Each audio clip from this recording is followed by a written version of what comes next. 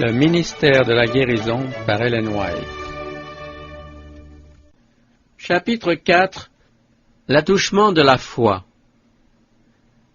Si je puis seulement toucher son vêtement, je serai guéri. Ce fut une pauvre femme qui prononça ces paroles. Depuis 12 ans, elle souffrait d'une maladie qui avait fait de sa vie un fardeau. Médecins et médicaments avaient absorbé tous ses biens, mais on l'avait déclarée incurable. Quand elle entendit parler du grand médecin, elle reprit espoir.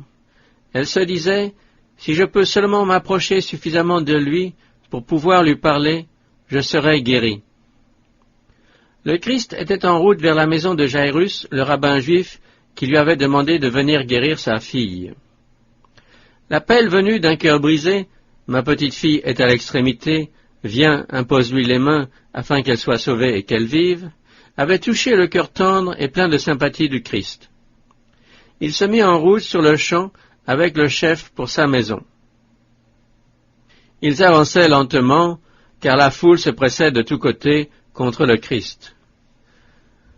En se frayant un chemin à travers la multitude, le Sauveur s'approcha de l'endroit où se tenait la pauvre femme affligée.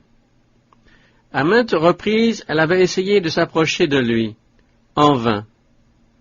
Mais l'occasion se présentait maintenant à elle. Elle ne voyait aucun moyen de lui parler, elle n'essaierait pas de freiner sa lente progression. Elle avait entendu dire que l'on pouvait être guéri seulement en touchant ses vêtements. Craignant de manquer sa seule chance de guérison, elle se lança en avant en se disant « Si je puis seulement toucher son vêtement, je serai guéri. » Elle se poussa encore en avant et réussit, quand Jésus passa, à effleurer le bord de son vêtement. Sur le champ, elle sut qu'elle était guérie. Elle avait mis toute la foi de sa vie en cet unique attouchement. Instantanément, ses souffrances et sa faiblesse disparurent. Elle ressentit à l'instant même un frémissement, comme si un courant électrique passait dans chaque fibre de son être. Puis, elle ressentit une sensation de santé parfaite. Elle sentit dans son corps qu'elle était guérie de son mal. La femme voulait exprimer sa gratitude et ses remerciements au grand médecin.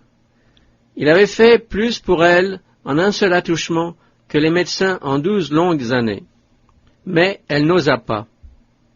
Le cœur rempli de reconnaissance, elle essaya de s'éloigner de la foule. Mais Jésus s'arrêta brusquement et, regardant autour de lui, il demanda « Qui m'a touché ?» Étonné, Pierre répondit « Maître, la foule t'entoure et te presse, et tu dis « Qui m'a touché ?» « Quelqu'un m'a touché, dit Jésus, car j'ai connu qu'une force était sortie de moi. » Il faisait la distinction entre attouchement de la foi et celui accidentel d'une foule insouciante. Quelqu'un l'avait touché dans un but précis et avait obtenu une réponse. Le Christ ne posa pas la question pour s'informer, il avait une leçon à donner au peuple, à ses disciples et à la femme. Il voulait inspirer l'espoir aux affligés. Il souhaitait montrer que la foi avait permis l'action de la puissance guérissante. La confiance de la femme ne devait pas passer sans commentaire. Dieu devait être glorifié par sa confession reconnaissante. Le Christ approuvait son acte de foi et il désirait qu'elle le sache. Il ne voulait pas qu'elle parte avec une demi-bénédiction.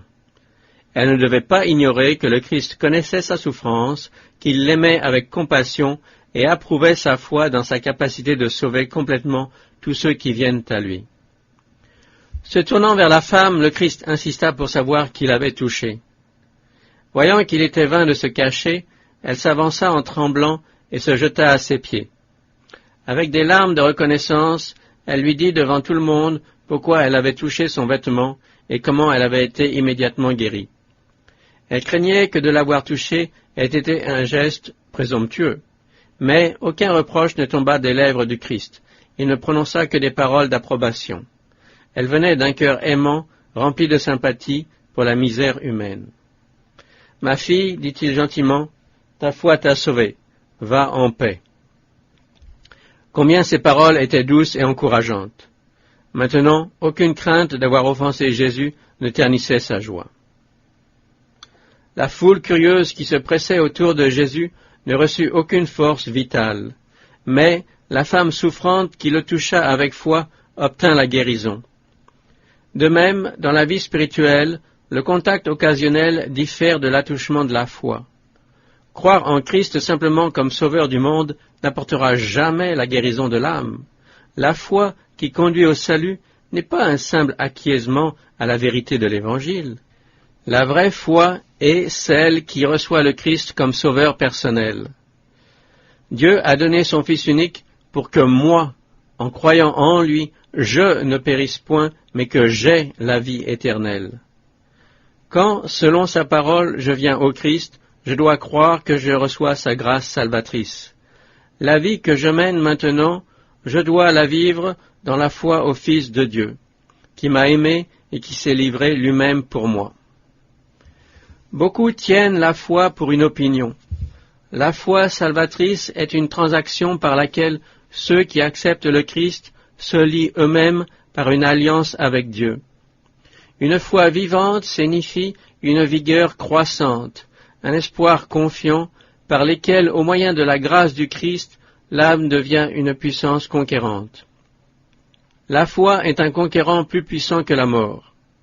Si nous pouvons inciter un malade à fixer avec foi son regard sur le grand médecin, nous verrons des résultats merveilleux.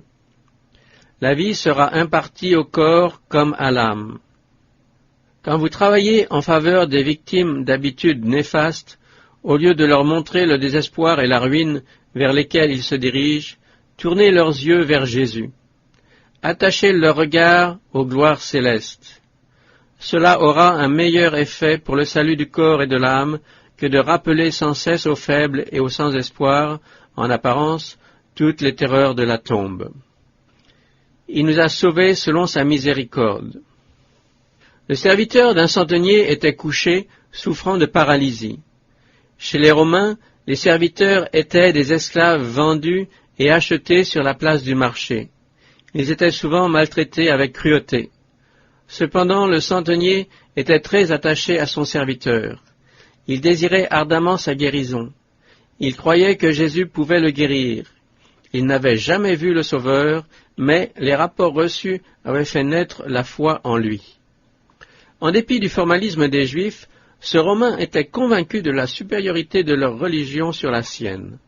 Il avait déjà renversé la barrière des préjugés nationaux et de la haine qui séparaient les conquérants du peuple conquis. Il avait manifesté du respect pour le service de Dieu et avait fait preuve de bonté envers les Juifs, ses adorateurs. Dans les enseignements du Christ tels qu'on les lui avait rapportés, il trouva de quoi satisfaire les besoins de l'âme. Tout ce qui était spirituel en lui répondait aux paroles du Sauveur, mais il se jugeait indigne d'aborder lui-même Jésus. Il demanda au chef juif de présenter la requête pour la guérison de son serviteur.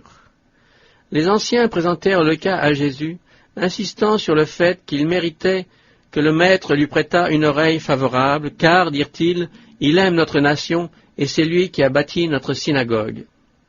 Cependant, tandis qu'il se dirigeait vers la maison du centenier, Jésus reçut un message de l'officier lui-même, « Seigneur, ne prends pas tant de peine, car je ne suis pas digne que tu entres sous mon toit. » Le Sauveur poursuivit son chemin.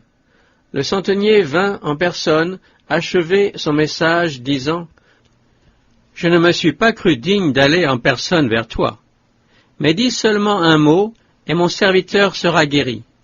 Car moi qui suis soumis à des supérieurs, j'ai des soldats sous mes ordres, et je dis à l'un, va, et il va, et à l'autre, viens, et il vient. Et à mon serviteur, fais cela, et il le fait. Je représente la puissance de Rome, et mes soldats reconnaissent mon autorité comme suprême. Ainsi, toi, représentes-tu le pouvoir du Dieu infini, et toute créature obéisse à ta parole. Tu peux ordonner à la maladie de s'éloigner. Dis un mot, et mon serviteur sera guéri. Va, qu'il te soit fait selon ta foi, dit Jésus. Et à l'heure même, le serviteur fut guéri. Les chefs juifs avaient recommandé le centenier au Christ à cause des faveurs manifestées envers notre nation. Il est digne, disait-il, parce qu'il a construit notre synagogue. Mais le centenier disait de lui-même, « Je ne suis pas digne. » Il ne craignait pas de demander de l'aide à Jésus. Il ne comptait pas sur sa propre bonté, mais sur la miséricorde du Sauveur. Son seul argument était son plus grand besoin. Tout être humain peut venir au Christ de la même façon.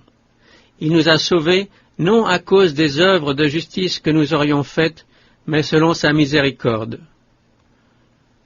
Croyez-vous que vous ne pouvez espérer recevoir la bénédiction de Dieu parce que vous êtes pécheurs? Souvenez-vous que le Christ vint sur la terre pour sauver des pécheurs. Nous n'avons rien pour nous recommander à Dieu. L'argument sur lequel nous pouvons compter maintenant et toujours, c'est notre condition d'impuissance totale qui fait de sa puissance rédemptrice une nécessité. Renonçant totalement à compter sur nous-mêmes, nous devons regarder à la croix du calvaire et dire « Dans mes mains, je n'ai rien à porter, mais à ta croix, je veux m'attacher. » Si tu peux, tout est possible à celui qui croit. La foi nous relie aux cieux et nous communique la force pour tenir tête aux puissances des ténèbres.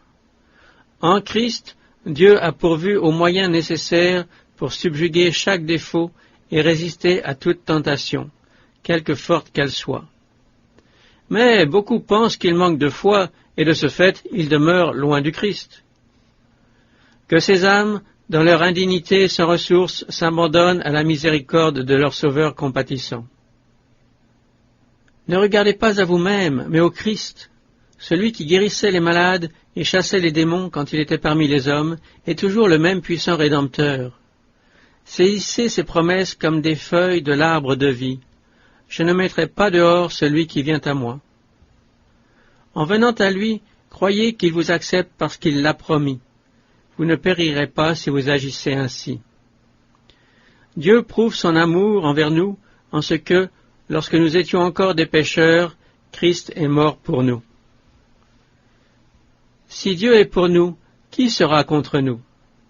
Lui qui n'a point épargné son propre Fils, mais qui l'a livré pour nous tous, comment ne nous donnera-t-il pas aussi toutes choses avec lui?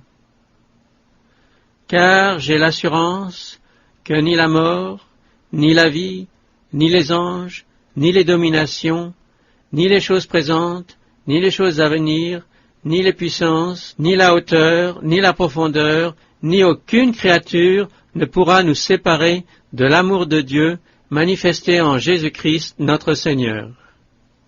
Tu peux me rendre pur. Le plus redoutable des fléaux connus en Orient était la lèpre. Son caractère incurable et contagieux, et ses effets horribles sur ses victimes, remplissaient les plus braves de terreur. Les Juifs la considéraient comme un châtiment du péché, et à cause de cela, on l'appelait le coup ou le doigt de Dieu. Vivace, indestructible, mortelle, la lèpre était considérée comme un symbole du péché. La loi rituelle déclarait impur le lépreux. Tout ce qu'il touchait était impur. L'air était pollué par son souffle. Il était chassé des lieux habités comme s'il était déjà mort. Une personne soupçonnée d'avoir contracté la maladie devait se présenter au prêtre qui l'examinait et décidait de son cas. S'il était déclaré lépreux, il était séparé de sa famille, coupé de la congrégation d'Israël et condamné à s'associer avec ceux qui souffraient de la même maladie. Ni roi, ni chef n'étaient exempts. Un monarque atteint de la terrible maladie devait renoncer au sceptre et fuir la société.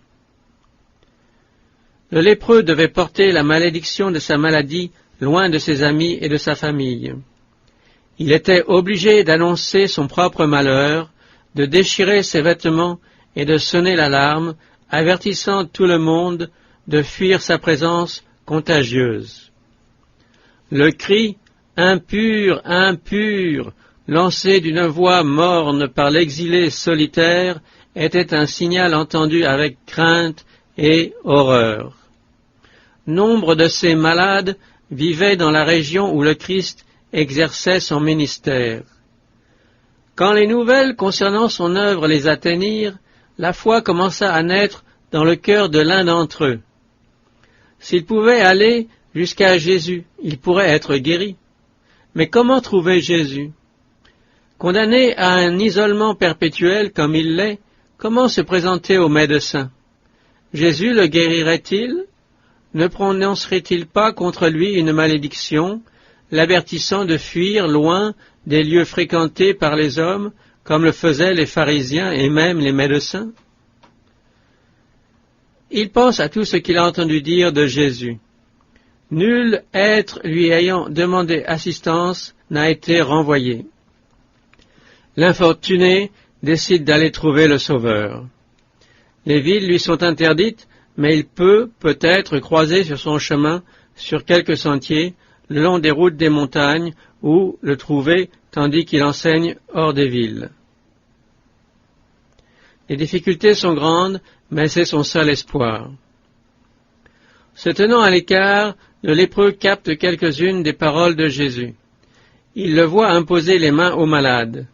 Il voit les muets, les aveugles, les paralysés, ceux qui mouraient de maladies diverses, se lever en pleine santé, louant Dieu pour leur délivrance. Sa foi se fortifie. Il s'approche de plus en plus de la foule des auditeurs. Il oublie tout, les restrictions imposées, la sécurité de ses semblables, la crainte avec laquelle on le regarde, il pense uniquement à l'espoir infini de la guérison.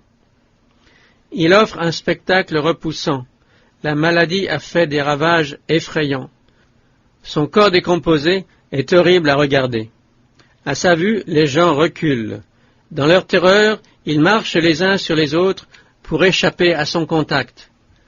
Quelques-uns essaient, mais en vain, de l'empêcher de s'approcher de Jésus. Il ne les voit ni ne les entend. Il ne voit pas leur expression d'horreur. Il ne voit que le Fils de Dieu. Il n'entend que la voix qui parle de vie aux mourants. S'approchant de Jésus, il se jette à ses pieds en criant « Si tu le veux, tu peux me rendre pur. » Jésus répond « Je le veux, sois pur » en étendant sa main et en le touchant. Immédiatement, un changement se manifeste chez le lépreux. Son sang redevient pur, ses nerfs sensibles, ses muscles fermes. Les plaques calleuses, anormalement blanches, bien particulières à la lèpre, disparaissent. Sa chair redevient comme celle d'un petit enfant. Si les prêtres apprenaient les faits concernant la guérison du lépreux, leur haine pour le Christ pouvait les conduire à rendre un jugement malhonnête. Jésus voulut qu'une décision impartiale soit prononcée. C'est pourquoi il recommanda à l'homme de ne parler à personne de sa guérison, mais de se présenter lui-même sans délai au temple avec une offrande avant qu'aucune rumeur du miracle ne soit répandue. Avant d'accepter une telle offrande, les prêtres étaient tenus d'examiner le donateur et de certifier de sa guérison complète. L'examen eut lieu. Les prêtres qui avaient condamné le lépreux au bannissement témoignèrent de sa guérison. L'homme régénéré put rentrer à son foyer et dans la société. Il ressentit le précieux bienfait de la santé. Il se réjouit dans la vigueur de sa virilité et rendit grâce pour avoir retrouvé sa famille. En dépit de l'avertissement de Jésus, il ne put cacher plus longtemps les circonstances de sa guérison. Joyeusement, il alla partout proclamer la puissance de celui qui l'avait guéri. Quand cet homme vint à Jésus, il était couvert de lèpre. Le poison mortel avait pénétré tout son corps. Les disciples cherchèrent à empêcher leur maître de le toucher, car quiconque touchait un lépreux devenait lui-même impur. Mais en posant ses mains sur le lépreux, le Christ ne fut atteint d'aucune souillure. La lèpre fut purifiée. Ainsi en est-il de la lèpre du péché. Elle est vivace, mortelle. Le pouvoir humain est incapable de la purifier. La tête entière est malade et tout le cœur est souffrant. De la plante du pied jusqu'à la tête, rien n'est en bon état. Ce ne sont que des blessures, contusions et plaies vives. Mais Jésus, venu habiter parmi les hommes, ne fut pas contaminé. Sa présence était une vertu guérissante pour le pécheur. Quiconque tombera à ses pieds en disant avec foi « Seigneur, si tu le veux, tu peux me rendre pur », entendra la réponse « Je le veux, sois pur ». Dans certaines guérisons, Jésus n'accorda pas immédiatement la bénédiction demandée. Mais pour la lèpre, l'appel aussitôt formulé recevait une réponse. Quand nous prions pour des bénédictions terrestres, la réponse à notre prière peut être retardée. Ou alors Dieu peut nous donner autre chose que ce que nous avons demandé. Mais ce n'est pas le cas quand nous demandons à être délivrés du péché. Sa volonté est de nous en purifier, de faire de nous ses enfants et de nous rendre capables de mener une vie sainte. Le Christ s'est donné lui-même pour nos péchés afin de nous arracher du présent siècle mauvais selon la volonté de notre Dieu et Père. Nous avons auprès de lui cette assurance que si nous demandons quelque chose selon sa volonté, il nous écoute. Et si nous savons qu'il nous écoute, quelque chose que nous demandions, nous savons que nous possédons la chose que nous lui avons demandée. Jésus se penchait sur ceux qui étaient accablés, en détresse, ceux dont les espoirs étaient évanouis, et qui cherchaient à étancher la soif de leurs âmes par les joies terrestres, et il les invitait tous à trouver le repos en lui. Vous trouverez du repos. Tendrement, il disait à ceux qui étaient là, « Prenez mon joug sur vous et recevez mes instructions, car je suis doux et humble de cœur, et vous trouverez du repos pour vos âmes. » Par ces paroles, le Christ s'adressait à tout être humain. Qu'il le sache ou non, tous sont fatigués et chargés. Tous sont écrasés par des fardeaux que le Christ seul peut ôter. Le plus lourd de ces fardeaux dont nous sommes chargés, c'est celui du péché. Si nous devions le porter, il nous écraserait. Mais celui qui est sans péché a pris notre place. L'Éternel a fait retomber sur lui l'iniquité de nous tous. Il a porté le fardeau de notre culpabilité. Il soulèvera le fardeau de nos épaules fatiguées. Il nous donnera le repos. Il portera aussi le poids de nos peines et de nos inquiétudes. Il nous invite à déposer sur lui tous nos soucis, car il nous porte sur son cœur. Notre frère aîné se tient près du trône éternel. Il se penche sur chaque âme qui se tourne vers lui comme vers son Sauveur.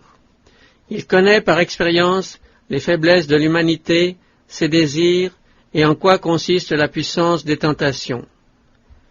Car il fut tenté comme nous en toutes choses, sans commettre de péché. Enfants de Dieu tremblants, il veille sur vous. Êtes-vous tentés? Il vous délivrera. Êtes-vous faibles? Il vous fortifiera. Êtes-vous ignorants? Il vous illuminera. Êtes-vous blessés? Il vous guérira. Le Seigneur compte le nombre des étoiles, et cependant, il guérit ceux qui ont le cœur brisé. Quelle que soit votre anxiété et vos épreuves, présentez votre cas devant le Seigneur. Votre esprit sera fortifié par l'endurance. La voie sera ouverte devant vous pour que vous soyez délivrés de vos embarras et de vos difficultés. Plus vous vous reconnaîtrez faible et abandonné, plus vous deviendrez fort de sa force. Plus lourds sont les fardeaux, plus grand sera le repos si vous les remettez à celui qui s'offre à les porter pour vous. Les circonstances peuvent séparer les amis, les flots inquiets de l'océan peuvent s'agiter entre eux et nous, mais aucune circonstance, aucune distance ne peut nous séparer de notre Sauveur. Où que nous soyons, il est à notre droite pour nous soutenir, nous porter, nous encourager. L'amour du Christ pour ses rachetés est plus grand que celui d'une mère pour ses enfants. Notre privilège est de demeurer dans son amour et de dire « Je me confierai en lui, car il a donné sa vie pour moi ». L'amour humain peut varier, mais celui du Christ ne connaît aucun changement. Quand nous faisons monter vers lui notre appel à l'aide, il tend la main pour nous sauver. Quand les montagnes s'éloigneraient, quand les collines chancelleraient, mon amour ne s'éloignera point de toi, et mon alliance de paix ne chancellera point, dit l'Éternel, qui a compassion de toi.